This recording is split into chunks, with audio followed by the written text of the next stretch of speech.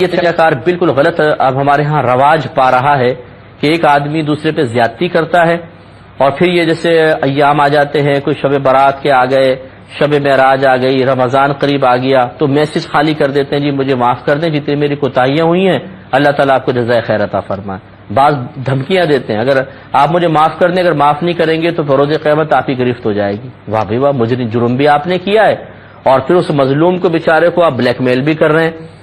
تو یاد رکھیں یہ معافی مانگنے کا طریقہ نہیں ہے۔ شریعت نے معافی مانگنا رکھا ہی اس لیے ہے کہ جب آپ کسی پر ظلم و زیادتی کر لیتے ہیں تو نفس سرکشی اختیار کرتا ہے، تبھی ایسا ہوتا ہے۔ اب نفس کو ذلت بھی محسوس ہونی چاہیے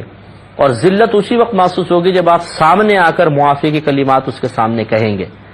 ہم اپنی اصل میں یہ ناک اونچی ہوتی ہے اور نفس یہ پسند نہیں کرتا کہ میں کسی کے سامنے جا کر اس طرح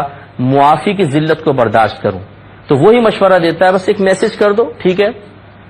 سامنے معافی مانگنا اور میسج پہ معافی مانگنا زمین آسمان کا فرق ہے، میل پر معافی مانگنا زمین آسمان کا فرق ہے۔ ہاں اگر ایسا ہے آپ باہر کے ملک میں ہیں، وہ دوسرے ملک میں ہیں، جانا ممکن نہیں، ملاقات ممکن نہیں، تو پھر بھی کم از کم کال تو کر سکتے ہیں نا۔ 50 لوگوں کو کال کرتے ہیں تو کال کر کے پھر معافی مانگے،